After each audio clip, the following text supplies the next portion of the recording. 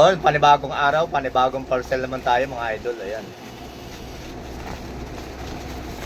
Ayan, baka gusto nyo nito, ilalagay natin sa yellow basket or sa link mga idol. Ayan.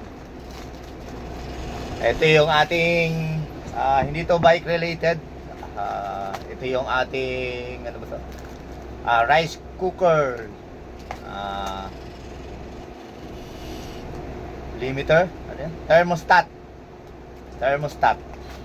Ito yung pinaka gitna ng rice cooker. Pag tinanggal nyo yung kaldero, yung makikita nyo dyan yung pinaka gitna. Yung gumaganyan-ganyan, may spring, ito yun. Ayan. Order na rin kayo nito sa yellow basket or sa link mga idol. Yung mga hindi na na rice cooker, ayan. Sirayin ganito. Order na. Yun, ito na yung ating electric rice cooker. Temperature limiter mga idol. Magnet thermostat or RCT. Ayan. Ayan, dito yan. Ito yung pinakagitna yan. Papalitan na natin. Kumaya na. Pagbaklas nitong thermostat na to, itong luma. Ayan, gagayahin nyo itong ano, ito. Ayan. Parang payo. Nakikita nyo ba? Parang payo siya kasi doon niyo papadaanin doon sa ano na yun. Ayan, gagayahin niyo yung ano nun. Ayan, tutupiin niyo yung dalawang gilid. Parang ganito. Ayan. Parang payo siya, ayan, para makapasok dito sa ano na to, ayan o. Mga idol. Tapos itong gilid, itong mga gilid, ito yan o. Itong gilid nito, ito, yan mga yan. Itong nakakabit, nakabuka ka na yung gilid nito, itong gilid na to. Ito. Nakabuka ka to. Ayan.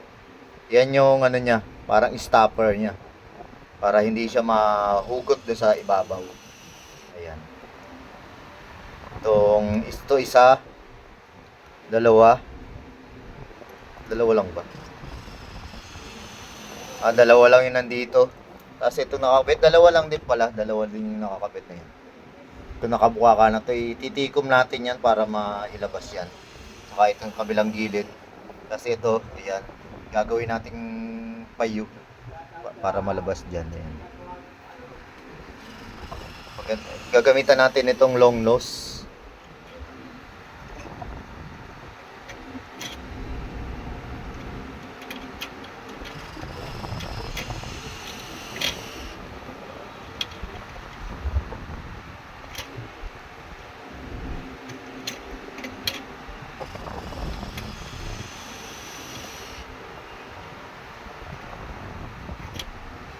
Ayan.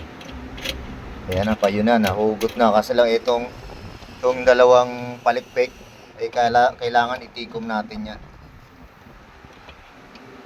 Ayan, mas maganda yung flat screw. Flat na ganito. Subukan natin ito.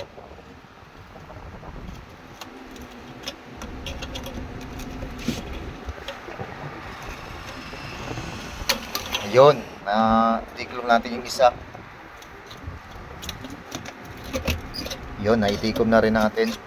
Pero dapat paglagay nito, flat screw yung ano natin dito. Sa gilid, palikpik. Ayan, natanggal na natin. Oh. Yun, nalaglag na, di ba? Ayan, ganun lang pagtanggal mga idol. Ayan. Huwag niyo alalahaning masira to kasi sira na talaga, papalitan na. Ayan, oh, kalawang na.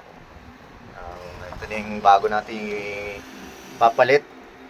Ayan, hindi ako eksperto mga idol ha. Pero sabi, ito universal. Halos lahat ng rice cooker ganito yung gamit. Kumbaga pangkalahatan siya. Hindi ko lang alam dun sa pinakamalaking rice cooker, yung pang karinderya. Ito kasi pang bahay, mga maliliit lang. Hindi ko alam kung gaano kalaki yung ganito yung pinakamalaki na pang karinderya. Alam niyo yung malaking rice cooker, yung pang 10 kilo yata yun. Ito kasi mga 1 kilo, 5 takal, 8 takal, ayan. Ayan, mga ganito yung ginagamit. Ayan, kakapitan natin maya-maya. Mga idol, anong pagkakaiba oh. Ayan oh, grabe. Sobrang kalawang. Ito na yung papalit natin dyan. Ayan. Kung gusto nyo rin ito, order na kayo sa link or sa yellow basket. Ayan, pang dito yan sa mga rice cooker na 1 kilo, 8 cup, 5 cup, 3 cup. Ayan, mga universal. Ayan. Hindi ko lang sure kung dun sa pang malakihan na, pang 10 kilo, kung ganito rin kaliit yung ginagamit. Ayan. Order na kayo sa link or sa Yellow Basket mga idol. Order na. Nito, syempre dito rin sa dito. Ayan, dyan. Salpok natin yung dyan. Tapos dapat yung pa-letter U kanina, lalagyan natin dun sa, yan, sa U na, ano na yan. Wait lang. Isabit ko na, pero i-ano natin yan para hindi matanggal sa, ibubuka natin yung payo na yan. Yan. Nakita nyo, naka-hook na siya. Ayan. Tapos yung gilid na dalawa, ang palikpik niya, ibubuka natin. Parang ito sa gilid nito, yan oh, yung gilid na yan. Nakabuka ka yan ang tinanggal natin. Ayan, mamaya na ulit. Buka ako na yung ano, yung dalawang nasa gilid niya. Binuka ako ng konti tapos sinalpak ko na. Mamaya kailangan nakaangkla sa pinakagilid, pinakalabi nito. Itong gilid. Hindi ganyan na hindi pa naka. Ayan, mamaya ayos pa natin yan. Tapos itong nasa gitna ilalapad natin yan para hindi na mahugot. Hindi ganyan letter U pa. Mamaya na ulit. Binukakat na natin, hindi na letter U yan ha. Yan mga idol, hindi na lapad na siya. Hindi na siya malalabas dito. Ayan ha. Kahit okay lang, kahit konting ano lang, basta hindi kasukat dito sa ayan, kasi pagka ganyang hugis pa rin, makakalabas dyan. Ito hindi na siya makakalabas. Pero okay lang kahit konting ano lang. Konting, ito sa akin na sobrahan. Pero okay lang kaya basta hindi lang makalabas dito sa letter U na yan. Ayan, okay na yan. Tapos yung gilid na lang ang sisikwatin natin, yung gilid na to. Ayan. Kailangan naka ano yan dito sa gilid, naka-hook. Naka-hook siya dyan. Ayan. Tapos yung kabila din, dalawa yan eh. Ayan. Ayan, kabila niyan, dalawa. Parang katulad nito. Ayan o. Ito naka-hook to sa gilid nun eh. Ayan. Kaso lang ito luma na. Pinalitan na natin. Ayan. Kukuha tayo ng flat screw o pang sikwat dyan para maka-hook na. Mamaya na ulit. Nakapika ka na. Ayan o. Medyo mahirap lang. Ayan. Medyo mahirap lang ibuka ka. Ayan. Alam ko meron technique yung mga professional dito. Tayo hindi tayo professional. Ayan, pero nagawa natin ang paraan. Ayan, sana all goods na to. Ayan, kung gusto rin itong thermostat na ganito, siyempre hindi ganito luma. Ayan, nakabit na natin yung bago. Ayan, nasa Yellow Basket or sa link mga idol sa mga rice cooker, universal rice cooker. And thank you for watching. Follow for more. Idol, saksak na natin. Ayan, may ilaw na. Ayan.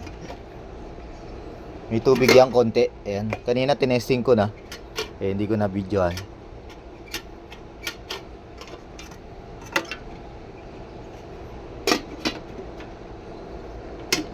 Ayan, nag-click. Ayan. May ilaw na siya. Ayan